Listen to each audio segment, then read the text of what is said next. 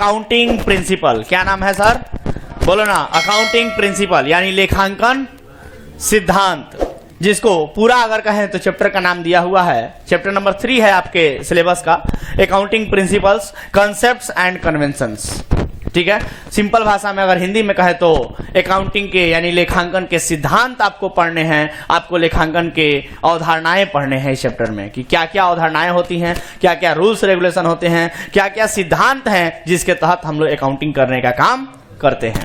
ठीक है सर, तो क्या होता है अकाउंटिंग प्रिंसिपल यानी लेखांकन सिद्धांत क्या होता है? तो आइए समझते हैं लेखांकन सिद्धांत के बारे में। लेखांकन सिद्धांत के बारे में कहा जाता है कि देखो सर, लेखांकन सिद्धांत को सिंपल भाषा में बताएं तो लेखांकन सिद्धांत एक तरह के यानी अकाउंटिंग प्रिंसिपल एक तरह के रूल्स और रेगुलेशंस होते हैं जिसके तहत हम लोग अकाउंटिंग करते हैं, या जो हमें हेल्प करते हैं अकाउंटिंग करने में, लेखांकन करने में हमारी मदद करते हैं। तो देखो, जैसे हमारे इंडिया में सीए होता है ना, सीए इंडिया में चार्टर्ड अकाउंटेंट, ऐसे ही अमेरिका में सीपीए होता है, सर्टिफाइड पब्लिक अकाउंटेंट। ठीक है, तो हमारे यहाँ जो संस्था सीए की डिग्री देती है जिसको आईसीएआई कहा जाता है, Indian institute of chartered accountant, या ऐसे कह लो तो institute of chartered accountant of India, CA की डिग्री देती है। उसी प्रकार से अमेरिका में सीपीए की डिग्री एआईसीपीए नाम की संस्था देती है। कौन सी नाम की? एआईसीपीए। फुल फॉर्म में बोले तो American institute of certified public accountants. ठीक है, तो जैसे हमारे इंडिया में बहुत सारे रूल्स रेगुलेशंस आईसीएआई बताता है या बनाता है, उसी प्रकार से अमेरिका में एआईसीपीए बनाता है। समझ गए बात?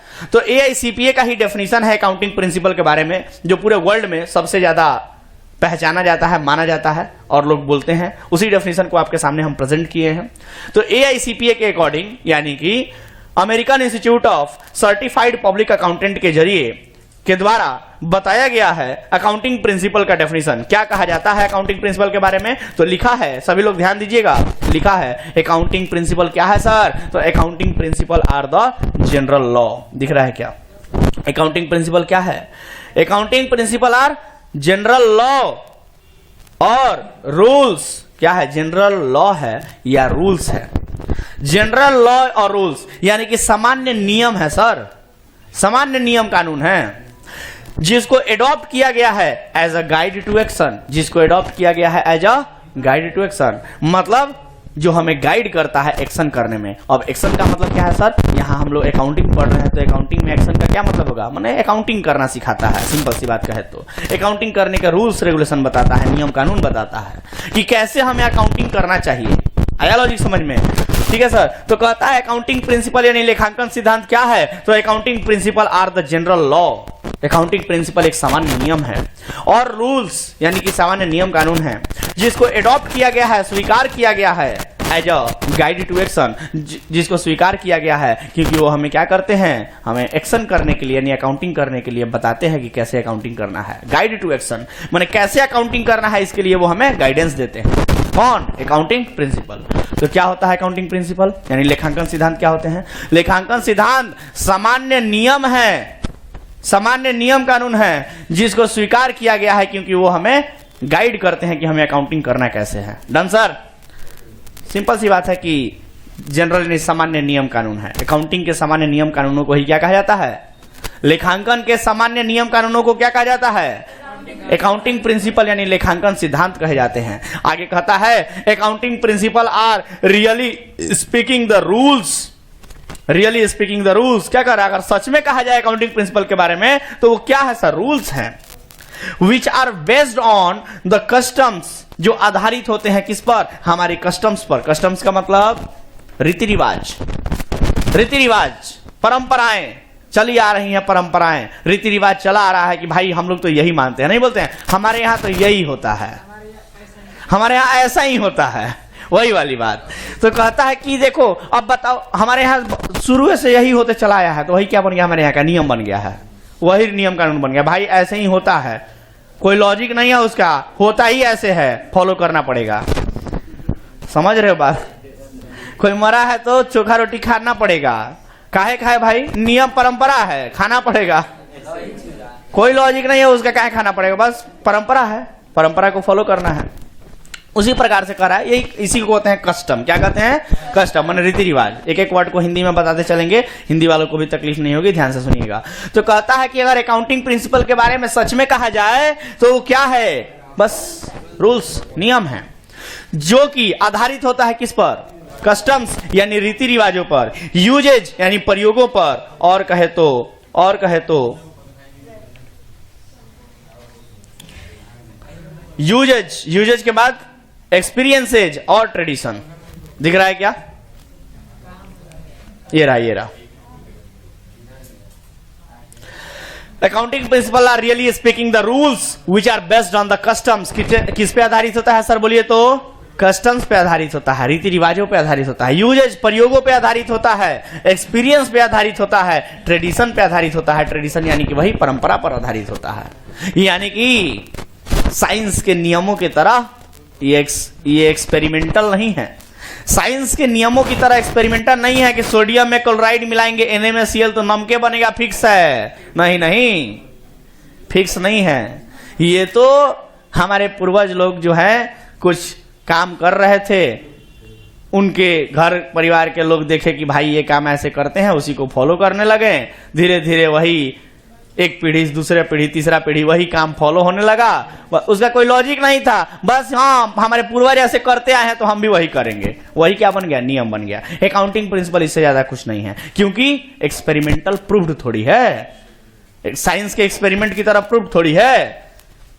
बिजनेसमैन के नाम नहीं इस्तेमाल करेंगे, नाम के जगह पर कैपिटल शब्द लिखेंगे, ये कहीं प्रूव थोड़ी किया गया है, मान लिया गया है सर, मान लिया गया है। डेबिट में अगर कैश लिखेंगे तो इसका मतलब कि कैश आ रहा है, ये कहीं एक्सपेरिमेंटल प्रूफ थोड़ी है साइंस की तरह। ऐसा मान लिया गया है कि अगर कैश को डेबिट में लिखा गया है का मतलब कैश आ रहा है। एक सामान्य नियम बना गया है, डेबिट वाट कम्स इन, अगर कुछ भी संपत्ति आएगा तो उसको डेबिट में लिखा जाएगा, कहीं एक्सपेरिमेंटल थोड़ी है सर। ऐसा नॉर्मली रूल बना दिया गया है। एक रूल, मान लीजिए कुछ भी पढ़ाई करना है तो उसके कुछ रूल्स होने चाहिए ना, ताकि सब लोग एक जैसा रूल पढ़ेंगे तो लगेगा कि हाँ भाई एक चीज पढ़ाई हो रहा है, और नहीं तो सब लोग अपने अपने हिसाब से पढ़ेंगे तो फिर हुआ क्या? तो साइंस के एक्सपेरिमेंट की तरह ये एक्सपेरिमेंटल नहीं है कि इसमें ये करेंगे तो यही होगा, फिक्स है। वो चाहे 500 साल पहले करते हो, चाहे 1000 साल बाद करेंगे, चाहे अभी करेंगे, कोनो फर्क नहीं पड़ता है उसमें, है ना। ऐसा थोड़ी है कि ऐसे 100 साल बाद NaMeCl मिलाएंगे तो कुछ और ही बन जाएगा, नमके बनेगा। समझ के बात? तो यहां पर वही बात कहा जा रहा है कि सर हमारे अकाउंटिंग प्रिंसिपल ऐसे नियम होते हैं जो आधारित होते हैं, किन किन चीजों पर आधारित होते हैं? कस्टम पे आधारित होता है, यूजेज पे आधारित होता है, एक्सपीरियंस पे आधारित होता है, और ट्रेडिशन पे आधारित होता है। मतलब हमारे रीति रिवाजों पर और हमारे परंपराओं पर, हमारे प्रयोगों पर, हमारे यूजेज पे आधारित होता है। समझ गए बात? तो अकाउंटिंग प्रिंसिपल क्या होते हैं सर? लेखांकन सिद्धांत। लेखांकन सिद्धांत सामान्य नियम होते हैं जिसको स्वीकार किया गया है, क्योंकि वो हमें गाइड करते हैं कि कैसे अकाउंटिंग करना है। सच में कहा जाए तो अकाउंटिंग प्रिंसिपल हमारे रीति रिवाजों पे आधारित होता है। अकाउंटिंग प्रिंसिपल हमारे कस्टम्स, ट्रेडिशन पे आधारित होता है, हमारे एक्सपीरियंस पे आधारित होता है। एक्सपेरिमेंटल प्रूफ नहीं है, ये रीति रिवाजों पे आधारित है, परंपराओं पे आधारित है। पुराने जमाने में लोग मानते चले आए थे, उसी को किताब में लिख दिया गया, वही हो गया कि हाँ पूर्वज हमारे ऐसे करते हैं तो हम ऐसे करेंगे। ठीक है सर।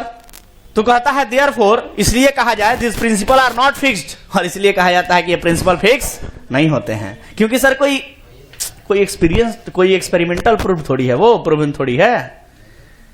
पूर्वज लोग मानते चले आए थे, हमको नहीं मानना है, कोनो दिक्कत है? कोई मरा तो रोटी जो खाना हम नहीं खाएंगे, कोई दिक्कत है? हाँ, परंपरा बनाया गया, हम नहीं खाएंगे तो क्या बिगड़ जाएगा? लोग कहते हैं कि मानना चाहिए तो मानते हैं, ठीक है, जैसे मन मानता है तब मान रहे हैं, नहीं मन मानेगा नहीं मानेंगे।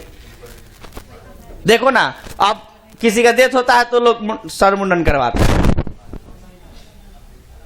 हम करवाए थे, अभी एक बड़े पापा का डेथ हुआ था तो बहुत लोग नहीं करवाए।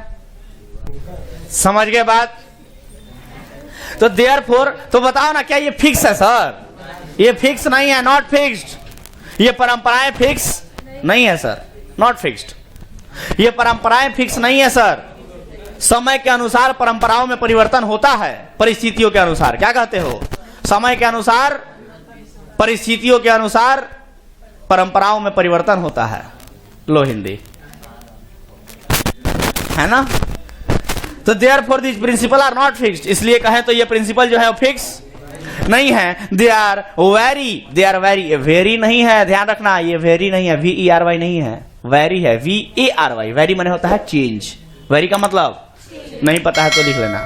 दे वेरी, वो बदल सकते हैं, चेंज हो सकते हैं, कैसे? According to change in place and time, जगह और स्थान और समय बदलने के साथ साथ परिस्थितियों में परिवर्तन हो सकता है और ये नियम बदल सकते हैं, परंपराएं रीति रिवाज बदल सकती हैं।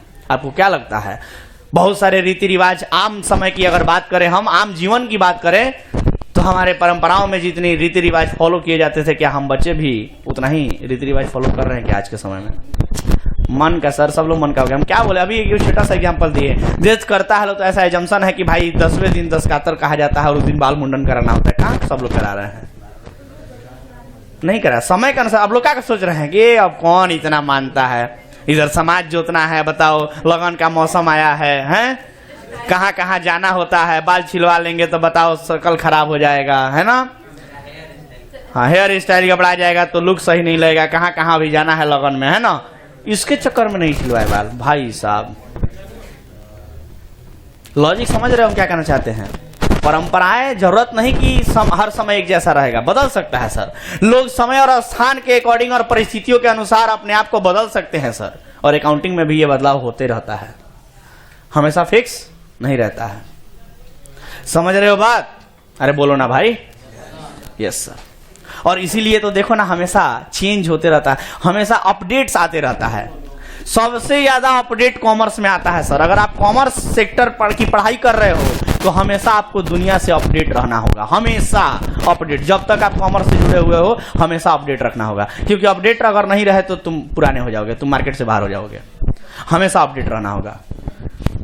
कॉमर्स में ही ना इनकम टैक्स की पढ़ाई होती है, मालूम है आप लोगों को ये बात? इनकम टैक्स में हर साल एक परिवर्तन आता है, हर साल इनकम टैक्स का किताब नया पढ़ना पड़ता है। ये नहीं कि एक बार पढ़ लिए तो हो गया, ना, हर साल में परिवर्तन होता है। कहा कि हर सरकार आएगी, अपना अपना बजट पेश करेगी। अब बजट में इनकम टैक्स का खूब मामला होता है कि भाई इस बार के बजट में क्या आया है पता नहीं। हर साल में बदल जाता है भाई बजट, हर साल बजट बदलेगा तो टैक्स बदलेगा। 1 फरवरी के दिन बजट पेश किया जाता है हमारे देश के फाइनेंस मिनिस्टर के द्वारा। कौन है जी? वित्त मंत्री देश के इस समय पर, कोई बताएगा? अरे तनी अदब से नाम लीजिए सर। श्रीमती निर्मला सीतारमण जी। कौन है वो? श्रीमती निर्मला सीतारमण जी हैं। एक लेडी हैं जो आपके पूरे देश भर का पैसा संभालती हैं सर। समझ क्या रखा है आपने लेडी लोगों को? जो स्त्री घर संभाल सकती है, देश भी संभाल सकती है। देखो द्रौपदी मुर्मू को, है ना? श्रीमती द्रौपदी मुर्मू, कुछ भी ठीक है। हमको अपने टीचर की बात याद आ गई। एक्चुअली हम भी ऐसे बोले थे बैठ के, तो उन्होंने कहा था इस तरह से रिप्लाई, तो मुझे याद आ गया सेम कंडीशन, तो इसलिए मैंने रिप्लाई किया। अब मेरी बारी है। तो कहने का मतलब है कि this principle are not fixed, they vary according to change in place and time. ये जो प्रिंसिपल है, ये जो सिद्धांत है, ये समय के अनुसार बदल सकते हैं सर। समय और परिस्थिति के अनुसार बदल सकता है सर। आया बात समझ में? तो अकाउंटिंग प्रिंसिपल क्या होता है, एक ओवरव्यू समझ में आया क्या? एक ओवरव्यू समझ में आया क्या कि अकाउंटिंग प्रिंसिपल यानी लेखांकन सिद्धांत सामान्य नियम होते हैं जिसको स्वीकार किया गया है। क्यों? क्योंकि वो हमें गाइड करते हैं, हमें वो बताते हैं कि अकाउंटिंग करना कैसे है, लेखांकन करना कैसे है। सामान्य सिंपल शब्दों में अगर कहा जाए तो कहता है अकाउंटिंग प्रिंसिपल और जनरल लॉ, सामान्य नियम होते हैं, रूल्स होते हैं जो एडॉप्ट किया गया है गाइड टू एक्शन के लिए, यानी कि बताते हैं कि कैसे हमें एक्शन करना है, मतलब अकाउंटिंग कैसे करना है, या एक्शन का मतलब अकाउंटिंग से है। अकाउंटिंग प्रिंसिपल और रियली स्पीकिंग कहता है कि अगर सच में कहे अकाउंटिंग प्रिंसिपल के बारे में तो अकाउंटिंग प्रिंसिपल कोई साइंस के एक्सपेरिमेंट की तरह एक्सपेरिमेंटल नहीं है, बल्कि ये तो हमारे कस्टम्स पे, हमारे यूजेज पे, हमारे एक्सपीरियंस पे, हमारे ट्रेडिशन पे आधारित होता है, हमारे परंपराओं और रीति रिवाजों पे आधारित होता है, जो कि समय के अनुसार बदलते रहता है, समय के अनुसार बदलते रहता है। और इसीलिए अगला लाइन लिखा है therefore this principle are not fixed, इसलिए ये प्रिंसिपल फिक्स नहीं है, क्योंकि समय और परिस्थिति के अनुसार हमारे रीति रिवाजों को बदला जाता है, हमेशा से ये इतिहास रहा है, आगे भी होते रहेगा। समझ के बाद देखो ना, एक समय था, परंपरा था, सामान्य अकाउंटिंग से थोड़ा हट के सामान्य जीवन की बात कर ले। एक समय था कि जब हस्बैंड मर जाते थे तो वाइफ लोगों को जिंदा उसी चिता पे बिठा दिया जाता था। जानते हो, सती प्रथा कहा जाता था इसको, सती प्रथा कहा जाता था। ये कितनी खतरनाक चीजें हैं सोचो। नहीं नहीं सर, हिंदू लोगों में सर जोधा अकबर में देखा है, देखो कैसे बात कर रहा है बकलोल। जोधा अकबर सीरियल देता है आजकल ना, उसी में देखे हो, ठीक है कह रहे हो। और सर वो परंपरा अभी कुछ सालों पहले तक थी। इनफैक्ट देश की आजादी के समय ये सब भी एक तरह का युद्ध था। इन सभी रीति रिवाजों से बाहर निकलना, ये रीति रिवाज परंपराएं फॉलो की जाती थी लोग, आम जनता के द्वारा, आम आदमी के द्वारा। इतनी डेंजर चीजें थी, इतनी डेंजर। सोचो कि सती प्रथा मान लो कि चलता है, आप लोग को मालूम है ना कि परंपराओं में अपने रीति रिवाज में पहले बाल विवाह हो जाया करता था, छोटे समय उम्र में शादी। सोचो कि छोटे उम्र में शादी हुआ, लड़का मर गया, मैंने जो हस्बैंड है वो मर गया, अब लड़की अभी छोटी है, उसको चिता पे बिठा दो। अरे भाई कहाँ का ये लॉजिक है? समझ रहे हो? तो समय के अनुसार बदला कि नहीं बदला? बाल विवाह खत्म किया गया, अच्छा चीज नहीं है यार। तुम अभी खुद को संभालने के लायक नहीं है, तुम वाइफ कैसे संभालेगा, घर कैसे संभालेगा? समझ रहे हो बात? पहले थोड़ी मैच्योरिटी आ जानी चाहिए। तो कानून बनाया गया देश में कि भाई 21 साल के बाद लड़के और 18 साल के बाद लड़कियां शादी कर सकते हैं, उसके पहले नहीं। समझ गया बात? तो कहने का अर्थ यह है सर कि परंपराओं में समय के अनुसार परिवर्तन आते रहते हैं, है कि नहीं? अभी तो डिमांड किया जा रहा था, पता नहीं उस कानून का क्या हुआ, अभी थोड़ा अपडेट नहीं हुए हम, कि लड़कियों का भी 21 साल निर्धारित करने की बात चल रही थी, शायद अभी नहीं हुआ है। हो जाना चाहिए, मेरे हिसाब से तो हो जाना चाहिए, क्योंकि 18 साल की हमको नहीं लगता कि 18 साल की लड़की में उतनी बहुत मैच्योरिटी होती है कि वो परिवार संभाल सके, है कि नहीं सर? बहुत जिम्मेदारी भरा काम होता है ये शादी वगैरह। अच्छा लाइफ स्पैन जीवन जीने के लिए, अच्छा परिवार को आगे बढ़ाने के लिए अच्छे तरीके से मैच्योरिटी की बहुत आवश्यकता होती है, और कम उम्र में मैच्योरिटी नहीं होती है, ना लड़का के पास ना लड़की के पास। घर परिवार कैसे संभालेंगे वो लोग? तो कहने का मतलब है कि मैच्योरिटी की बहुत आवश्यकता होती है सर। खैर, परंपराओं की हम बात कर रहे थे, और इसलिए परंपराओं की बात कर रहे थे क्योंकि हमारा चैप्टर ऐसा है अकाउंटिंग प्रिंसिपल, जो कि परंपराओं पर, रीति रिवाजों पर आधारित होता है ना? तो हमने कहा कि रीति रिवाज और परंपरा को समझाने के लिए कुछ किताब और टॉपिक से हट के कुछ आम जीवन की बातें कर ले, ताकि आप लोग परंपराओं को अच्छे से समझ सकें। तरह तरह का एग्जाम्पल दिए हम, है कि नहीं? आइए सर बात करते हैं आगे। अगला टॉपिक है, तो ये था आपका अकाउंटिंग प्रिंसिपल का इंट्रोडक्शन, यहां से लेके यहां तक। कि अकाउंटिंग प्रिंसिपल अगर कोई पूछे क्या होता है तो बता सकते हैं, यहां से शुरू किए थे, है ना सर? देखिए तो शुरू किए थे, ठीक है सर? तो चलिए आगे बढ़ते हैं। अकाउंटिंग प्रिंसिपल को मैंने समझा दिया कि अकाउंटिंग प्रिंसिपल होता क्या है, अकाउंटिंग प्रिंसिपल होता क्या है ये मैंने समझा दिया है। और उसके बाद आगे बढ़ते हैं सर, आगे बढ़ते हैं इस जर्नी में, ध्यान दीजिएगा। अकाउंटिंग प्रिंसिपल क्या होता है के बाद एक नया टॉपिक शुरू करने जा रहे हैं, एक नया टॉपिक शुरू करने जा रहे हैं, और टॉपिक है उसी के आगे ये रहा, जनरली एक्सेप्टेड अकाउंटिंग प्रिंसिपल। उसके बाद ये टॉपिक है जहां तक पढ़ाए थे, उसके बाद जनरली एक्सेप्टेड अकाउंटिंग प्रिंसिपल क्या होता है। ये शॉर्ट में यहां जनरली का जी, एक्सेप्टेड का ए, अकाउंटिंग का ए और प्रिंसिपल का पी मिला के GAAP, gap, GAAP gap, generally accepted accounting principal. बोलो ना, जनरली एक्सेप्टेड अकाउंटिंग प्रिंसिपल। यानी हिंदी में अगर कहें, साधारण भाषा में कहें तो लिखा जाएगा कि सर जनरली एक्सेप्टेड यानी सामान्य स्वीकृत, एक्सेप्ट माने स्वीकृत, जिसको स्वीकार किया गया है सामान्य तौर पे, सामान्यतः स्वीकृत लेखांकन सिद्धांत, अकाउंटिंग प्रिंसिपल, लेखांकन सिद्धांत। यानी कि ऐसे लेखांकन सिद्धांत जिनको सामान्यतः स्वीकार किया गया है, क्या किया गया है? सामान्यतः स्वीकार किया गया है। ऐसे लेखांकन सिद्धांत जिनको सामान्यतः स्वीकार किया गया है, जनरली एक्सेप्टेड अकाउंटिंग प्रिंसिपल, उन्हीं को हम लोग कहते हैं। यानी कि देख लीजिए क्या लिखा है, अकाउंटिंग प्रिंसिपल्स, लेखांकन सिद्धांत, when accepted by accountants of all over the world, जब लेखांकन सिद्धांत पूरी दुनिया के अकाउंटेंट के द्वारा स्वीकार कर लिए जाते हैं, are known as generally accepted accounting principle. तो उन्हीं अकाउंटिंग प्रिंसिपल को, उन्हीं लेखांकन सिद्धांतों को जनरली एक्सेप्टेड अकाउंटिंग प्रिंसिपल यानी कि GAAP गैप कहते हैं।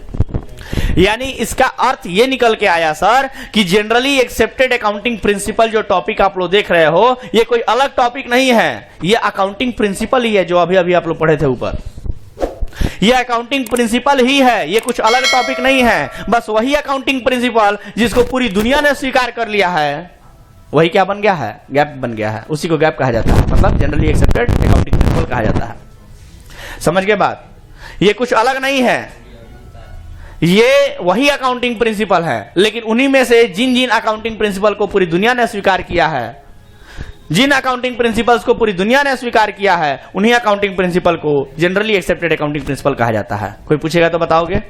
बोलो, कोई पूछेगा अगर जनरली एक्सेप्टेड अकाउंटिंग प्रिंसिपल क्या होता है तो बताओगे कि जनरली एक्सेप्टेड अकाउंटिंग प्रिंसिपल यानी सामान्यतः स्वीकृत लेखांकन सिद्धांत क्या है? तो ये कुछ अलग नहीं है, ये लेखांकन सिद्धांत ही है, यानी अकाउंटिंग प्रिंसिपल ही है। लेकिन ऐसे अकाउंटिंग प्रिंसिपल, ऐसे लेखांकन सिद्धांत जिसको पूरी दुनिया ने स्वीकार किया है, उसी को जनरली एक्सेप्टेड अकाउंटिंग प्रिंसिपल कहा जाता है।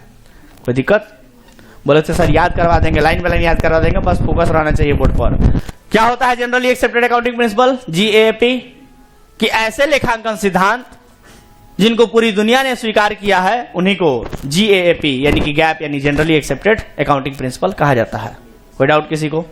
आगे बढ़े, चलिए अगला टॉपिक है accounting principles are also known as, यानी अकाउंटिंग प्रिंसिपल लेखांकन सिद्धांतों को कुछ और नामों से भी जाना जाता है।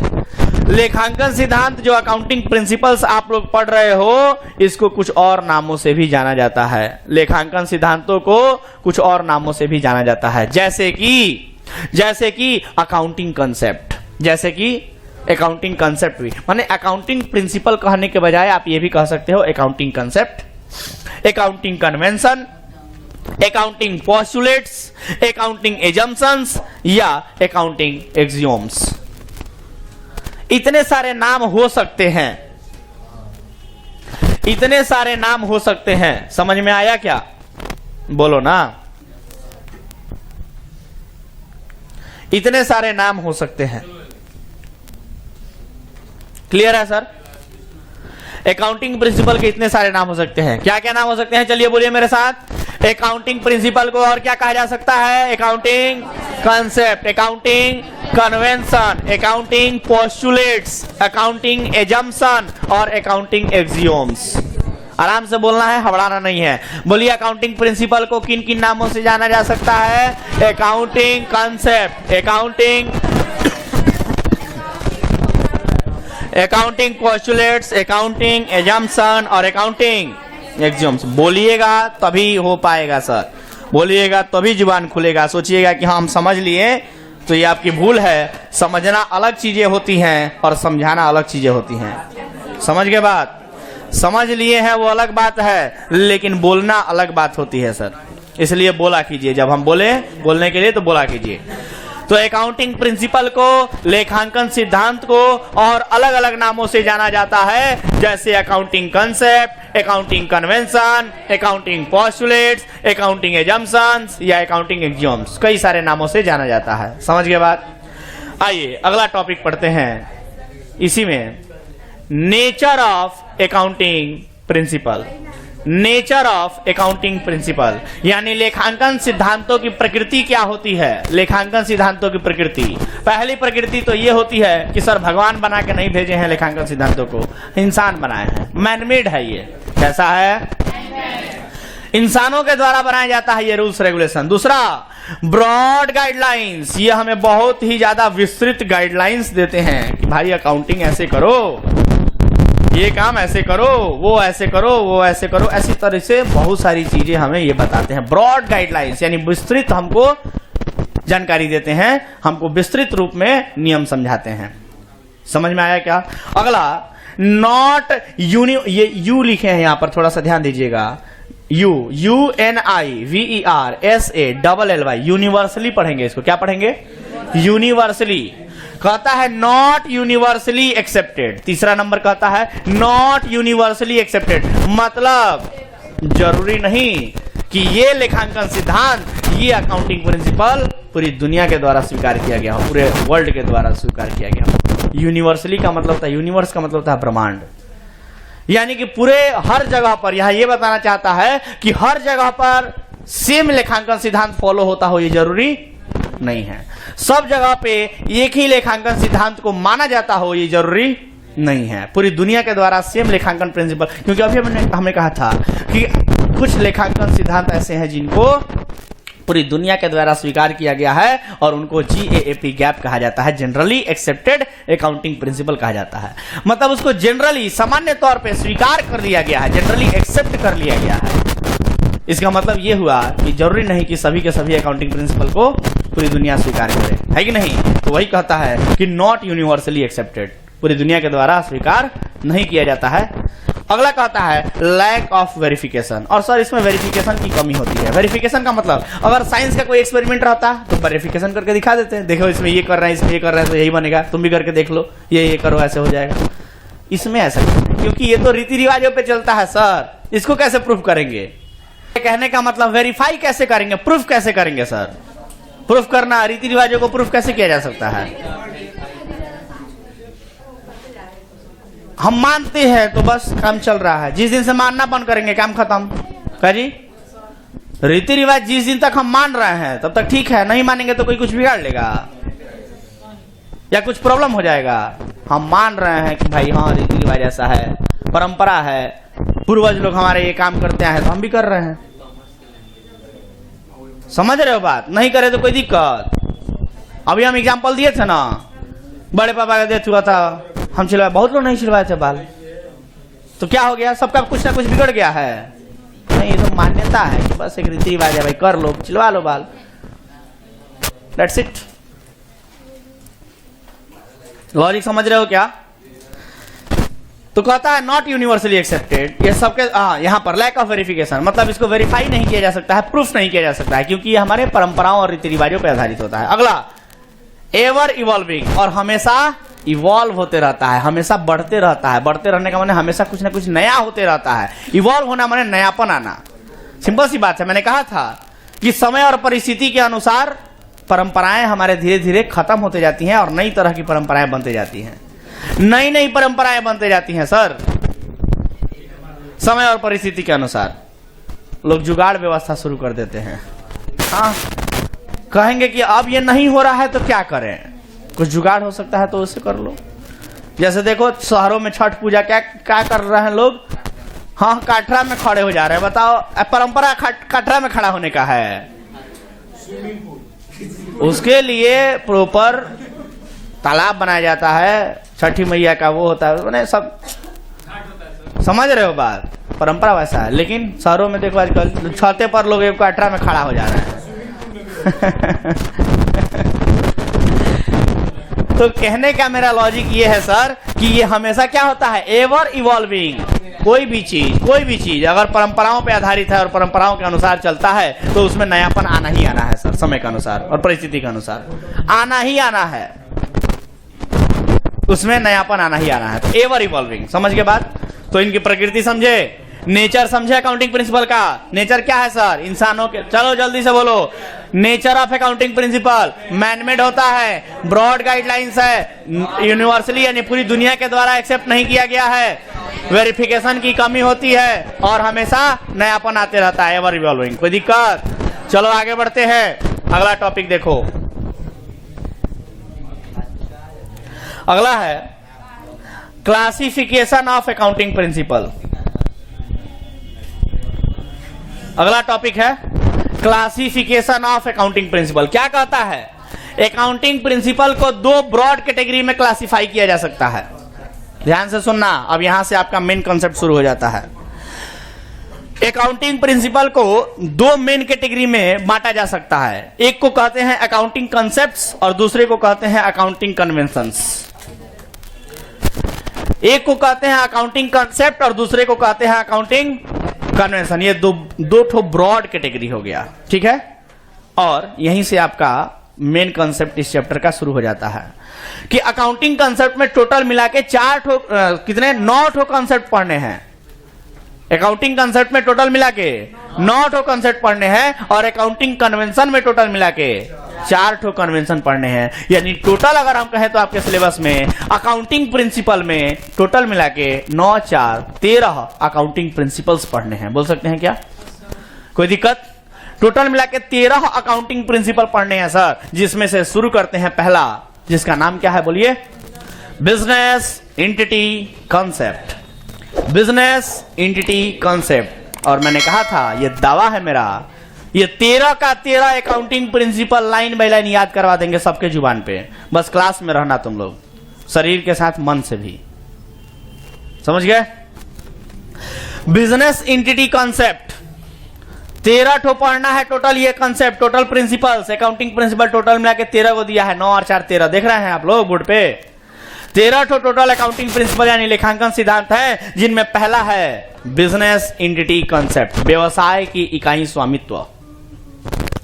व्यवसाय की इकाई स्वामित्व अवधारणा, बिजनेस एंटिटी कॉन्सेप्ट। बोले क्या होता है ये बिजनेस एंटिटी कॉन्सेप्ट? तो कहता है अकॉर्डिंग टू दिस कॉन्सेप्ट, इस कॉन्सेप्ट के अनुसार business and businessman both are separate. Business and businessman both are separate, यानी व्यवसाय और व्यवसाय के मालिक दोनों ही अलग होते हैं। यानी व्यवसाय अलग है और व्यवसाय का मालिक अलग है। व्यवसाय को व्यवसाय का मालिक ना समझें।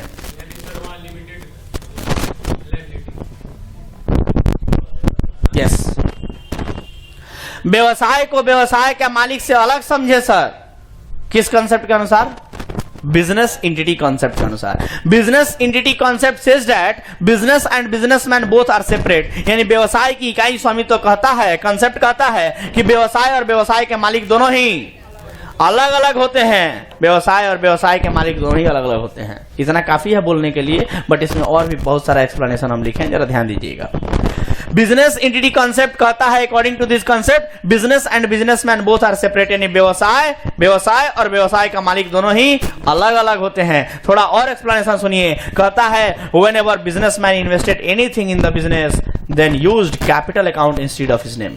जानते हैं ना कि जब कभी भी, ये कॉन्सेप्ट तो आप लोग को हम पहले भी पढ़ा चुके हैं सर, ये बात जो अभी यहां कंसेप्ट के रूप में पढ़ा रहे हैं, ये बात आप लोग पहले से जानते हैं कि जब कभी भी व्यवसाय का मालिक व्यवसाय में कुछ भी लगाता है तो उसके नाम के जगह पर कैपिटल लिखा जाता है, इसी कंसेप्ट के अनुसार। यही बिजनेस एंटिटी कंसेप्ट के अनुसार ये वर्ड आता है कैपिटल, और जब कैपिटल आएगा तो ड्राइंग भी आएगा, मालूम है ना। तो जब कभी भी एक व्यवसाय का मालिक व्यवसाय में कुछ भी लगाता है तो उसके नाम के जगह पर कैपिटल अकाउंट लिखा जाता है। और ठीक उसी प्रकार से जब कभी भी व्यवसाय का मालिक व्यवसाय से कुछ भी निकालता है तो उसके नाम के जगह पर ड्राइंग अकाउंट लिखा जाता है। अच्छा चलो एक बात बताओ, बिजनेसमैन यहां पर बताया गया कंसेप्ट में कि बिजनेसमैन और बिजनेस दोनों अलग अलग हैं, दोनों को एक नहीं समझना है। व्यवसाय और व्यवसाय के मालिक दोनों अलग अलग होते हैं। तो बताओगे व्यवसाय और व्यवसाय के मालिक जब अलग अलग होते हैं तो सर इसका बहुत बड़ा प्रभाव पड़ सकता है। जब दोनों एक नहीं है, दोनों अलग है, तो इसका अर्थ यह हुआ कि व्यवसाय का मालिक व्यवसाय में अगर कुछ पैसे लगाता है, अगर कुछ पैसे लगाता है तो जब वो अलग है, अगर हम मानते हैं कि वो अलग है बिजनेस से, व्यवसाय से अलग है, तो अलग आदमी अगर कोई पैसे दे रहा है किसी को तो फिर तो एक तरह की जिम्मेदारी लायबिलिटी आ गई ना। मतलब कहने का अर्थ यह है कि बिजनेसमैन भी अगर बिजनेस को कुछ दे रहा है तो उसको भी लायबिलिटी की तरह माना जाएगा। मतलब capital is also a liability. आप सभी ने अकाउंटिंग प्रिंसिपल चैप्टर पढ़ा क्या? Sorry, accounting equation. Accounting equation पढ़ाए थे ना आप लोगों को? तो अकाउंटिंग इक्वेशन चैप्टर में लेखांकन समीकरण पढ़ा दिए आप लोगों को। Very good. तो लेखांकन समीकरण में आप लोगों ने देखा होगा कि लायबिलिटी के साइड में ही कैपिटल होता है। देखे हैं ना, कैपिटल को लायबिलिटी के साइड में रखा जा रहा है। इससे क्या पता चल रहा है सर?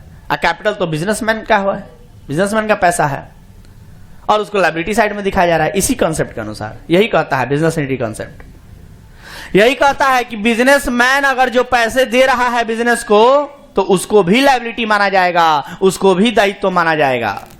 क्योंकि सिंपल सी बात है, हम सभी बिजनेसमैन अगर बिजनेस में कुछ पैसा लगाते हैं और उससे रिटर्न ना मिले हमको तो क्यों लगाएंगे? पैसा बंद कर देंगे। हमको रिटर्न मिलना चाहिए, नहीं मिलेगा तो बंद कर देंगे भाई, नहीं फायदा होगा तो क्या करेंगे, कहाँ चलाएंगे बिजनेस। देखते हो बड़े बड़े बिजनेस जब नुकसान होने लगते हैं तो बिजनेस बंद हो जाते हैं, बड़ी बड़ी कंपनियां बंद हो जाती हैं सर। छोटे मोटे व्यवसाय का तो बातें छोड़ दो, बड़ी बड़ी कंपनियां बंद हो जाती हैं नुकसान होने लगता है तो, समझे कि नहीं। अभी नुकसान ना हो रहा था भारत सरकार की कंपनी में, एयर इंडिया का नाम सुने होंगे आप लोग, 4000 करोड़ का लॉस हो रहा था हर साल अप्रॉक्स। बहुत बड़ा नुकसान है सर, कहां से आएगा पैसा वो सब। 4-4 हजार करोड़ का लॉस हो रहा था कंपनी में, भारत सरकार को बेचना पड़ गया।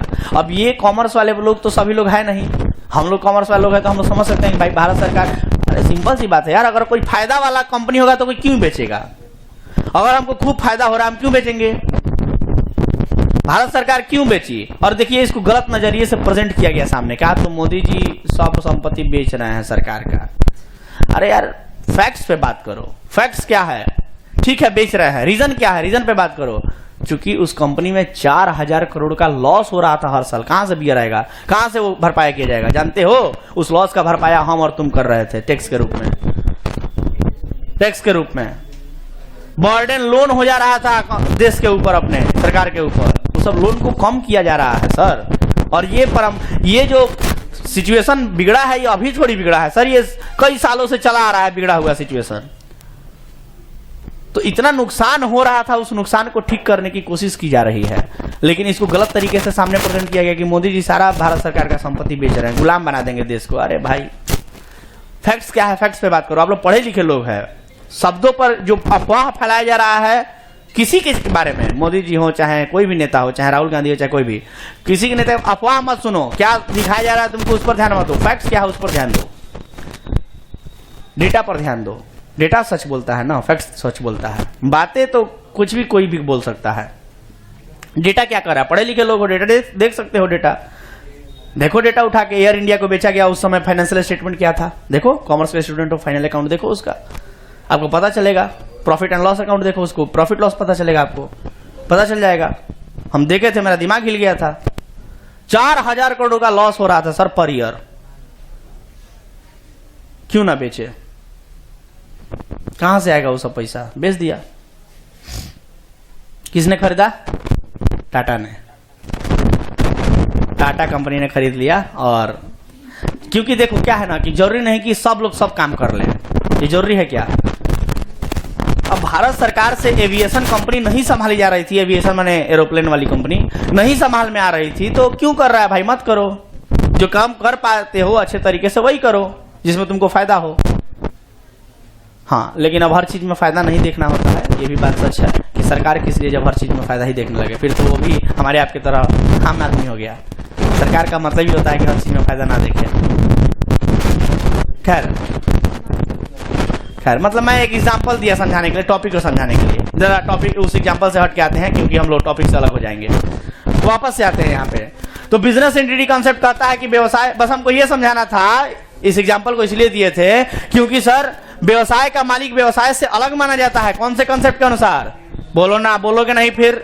बिजनेस एंटिटी कॉन्सेप्ट के अनुसार व्यवसाय का मालिक व्यवसाय से अलग होता है, और जब कभी भी व्यवसाय का मालिक व्यवसाय में कुछ भी लगाता है तो उसके नाम के जगह पर कैपिटल लिखा जाता है, और जब कभी भी व्यवसाय का मालिक व्यवसाय से कुछ भी निकालता है तो उसके नाम के जगह पर ड्रॉइंग अकाउंट लिखा जाता है। दिख रहा है क्या, दिख रहा है क्या। तो कहता है कि whenever businessman invested anything in the business, then used capital account instead of his name, and whenever businessman withdrew anything from the business, then used drawing account instead of his name. यानी कि जब कभी भी व्यवसाय का मालिक व्यवसाय में कुछ भी लगाएगा तो उसके नाम के जगह पर कैपिटल अकाउंट लिखा जाएगा, और जब कभी भी व्यवसाय का मालिक व्यवसाय से कुछ भी निकालेगा तो उसके नाम के जगह पर ड्रॉइंग अकाउंट लिखा जाएगा। एंड दैट्स व्हाई, और इसी वजह से anything invested by the businessman should be treated as internal liability. इसलिए कहता है कि अगर बिजनेसमैन के द्वारा, व्यवसाय के मालिक के द्वारा व्यवसाय में कुछ भी लगाया जाता है तो उसको भी लायबिलिटी माना जाएगा। हाँ ठीक है, अंदर का आदमी है तो इंटरनल लायबिलिटी कहेंगे, लेकिन कहेंगे लायबिलिटी है। कोई बाहर वाला दिया होता तो उसको एक्सटर्नल लायबिलिटी कहते हैं हम लोग। समझ के बात, ये अपना आदमी है तो कहेंगे लेकिन लायबिलिटी है, हाँ इंटरनल लायबिलिटी कह देंगे। इंटरनल माने अंदर वाला, आंतरिक। तो कहता है कि कहता है कि दैट्स वाई, इसी वजह से anything invested by the businessman should be treated as internal liability, and इसको इंटरनल लायबिलिटी माना जाएगा। एंड आगे क्या कहता है sir, and internal liability and will be shown in the liability side of balance sheet. और जब हम लोग फाइनल अकाउंट पढ़ेंगे, फाइनल अकाउंट में एक बैलेंस शीट बनाना होता है। उस बैलेंस शीट में हम लोग इस कैपिटल वर्ड को कहां दिखाते हैं, तो बैलेंस शीट के लायबिलिटी साइड में दिखाते हैं। समझ में आ गया क्या इतनी बातें? बोलो ना। मीन्स टू से दैट, इसका मतलब यह हुआ कि businessman is treated as creditor for the business, और इसका अर्थ यह हुआ कि जो व्यवसाय का मालिक है वो व्यवसाय के लिए क्या माना जाता है सर? व्यवसाय का मालिक व्यवसाय के लिए क्रेडिटर माना जाता है। ठीक है, अंदर वाला व्यक्ति है इंटरनल क्रेडिटर कह देंगे, लायबिलिटी ही माना जाएगा। अंदर का आदमी है तो एक वर्ड जोड़ दो इंटरनल, अपना आदमी है तो, है ना। बाहर वाला कोई रहता तो एक्सटर्नल बोलते हैं हम लोग। तो क्या बिजनेस एंटिटी कॉन्सेप्ट समझ में आया क्या सबको? चलो एक बार बिजनेस एंटिटी कॉन्सेप्ट रिवाइज करते हैं ऊपर से नीचे तक। बिजनेस एंटिटी कॉन्सेप्ट यानी व्यवसाय की इकाई स्वामित्व क्या कहता है? व्यवसाय की इधर डिस्कशन करो ना सर। बिजनेस एंटिटी कॉन्सेप्ट क्या कहता है कि व्यवसाय और व्यवसाय के मालिक दोनों सेपरेट होते हैं, यानी अलग अलग होते हैं। और जब कभी भी व्यवसाय का मालिक व्यवसाय में कुछ भी लगाता है, उसके नाम के जगह पर कैपिटल अकाउंट लिखा जाता है। और जब कभी भी व्यवसाय का मालिक व्यवसाय से कुछ भी निकालता है, तो उसके नाम के जगह पर ड्रॉइंग अकाउंट लिखा जाता है। ठीक है सर। और इसी वजह से बिजनेसमैन जब भी कुछ बिजनेस में लगाता है तो उसको इंटरनल लायबिलिटी माना जाता है, और उसको बैलेंस शीट के लायबिलिटी साइड में दिखाते हैं। और इसी वजह से हम ये भी कह सकते हैं कि बिजनेसमैन को क्रेडिटर के रूप में देखा जाता है, इंटरनल क्रेडिटर के रूप में देखा जाता है फॉर द बिजनेस। कोई दिक्कत किसी को? चलो एक और पढ़ा देते हैं, और आज की क्लास में इतना ही रहने देते हैं, लेकिन एक और पढ़ाएंगे। अगला क्या है? दूसरा नंबर बाद में। दूसरा नंबर कहता है गोइंग कंसर्न कंसेप्ट। दूसरा नंबर देखो, दिख रहा है बोर्ड पर, गोइंग कंसर्न कंसेप्ट। इसका अर्थ यह हुआ, सुनो, गोइंग कंसर्न कंसेप्ट ध्यान दो। तो हम लोग दूसरे नंबर पे आ चुके हैं पहला पढ़ने के बाद। दूसरा नंबर क्या कहता है? गोइंग कंसर्न कंसेप्ट नाम है। ये क्या कहता है गोइंग कंसर्न कंसेप्ट? सभी लोग ध्यान देंगे। हिंदी में इसको कहते हैं चालू व्यवसाय संबंधी अवधारणा। क्या कहते हैं हिंदी में? चालू व्यवसाय संबंधी अवधारणा। गोइंग कंसर्न समझो ना, बड़ा आसान सा कंसेप्ट है, नाम से स्पष्ट है। गोइंग, गो मने जाना, गोइंग चलते रहेगा, जाते रहेगा, है ना। गोइंग कंसर्न माने बिजनेस, कंसर्न का मतलब बिजनेस कंसेप्ट माने कहता है, ये बताना चाहता है कि गोइंग कंसर्न कंसेप्ट यानी कि हमारा जो बिजनेस है वो गोइंग चलते रहेगा, बंद नहीं होगा। हमारा जो बिजनेस है वो चलते रहेगा, बंद नहीं होगा, ऐसा हम मानते हैं। ऐसा हम, और मान्यताएं ही तो हैं, सिद्धांत हम मानते हैं, परंपरा है हमारा। क्योंकि कोई भी व्यवसाय शुरू किया जाता है तो ये मान के शुरू किया जाता है कि हमारा व्यवसाय बंद नहीं होगा, चलते रहेगा, अनंत समय तक चलते रहेगा। कोई लाइफ टाइम है क्या? आप लोग जानते हैं क्या कि मान लीजिए ये कॉमर्स 2.0 एक बिजनेस शुरू किया गया है, तो आपको लगता है क्या कि कब बंद हो जाएगा? नहीं सर, ये चलते रहेगा, इसका कोई निश्चित समय नहीं है, अनंत समय तक चलते रहेगा। ये बड़े बड़े व्यवसाय की बात कर लेते हैं। टाटा कंपनी देख रहे हो, कई सालों से चल रहा है। आपको क्या लगता है बंद हो जाएगा? अभी पता नहीं कितने साल चलेगा, कोनो लिमिटेशन है? रतन टाटा का पहले कोई और था, रतन टाटा अभी है, वो हटने वाले हैं, कैसे मरने वाले हैं। लीजेंड आदमी है, सॉरी आई मीन उम्र हो गया यार, 94 के हो गए हैं, 94 साल के हो गए हैं। उनसे अब सही से चला नहीं जाता, वो एकदम ऐसे हो गया, उठा भी नहीं जाता है उनसे, फिर भी अभी है CEO, चेयरमैन, उतने बड़े टाटा इंटरप्राइजेस के मालिक। अब वो मर जाएंगे तो कोई और आएगा, लेकिन क्या टाटा बंद हो जाएगा? धीरू भाई अंबानी शुरू किए थे रिलायंस कंपनी, चले गए, मुकेश अंबानी संभाल रहे हैं, वो भी चले जाएंगे, उनके बेटा लोग हैं वो भी चले जाएंगे, वो कोई और आएगा। समझ रहे हो बात? बिजनेस हुआ थोड़ी बंद हो जाएगा, रिलायंस बंद हो जाएगा, टाटा बंद हो जाएगा? नहीं सर, ऐसे ही कोई भी व्यवसाय बंद करने के उद्देश्य से नहीं खोला जाता है, बल्कि कोई भी व्यवसाय इसी उद्देश्य से खोला जाता है कि वो चलते रहेगा, चलते रहेगा, चलते रहेगा, अनंत समय तक चलते रहेगा। समझ गए बात?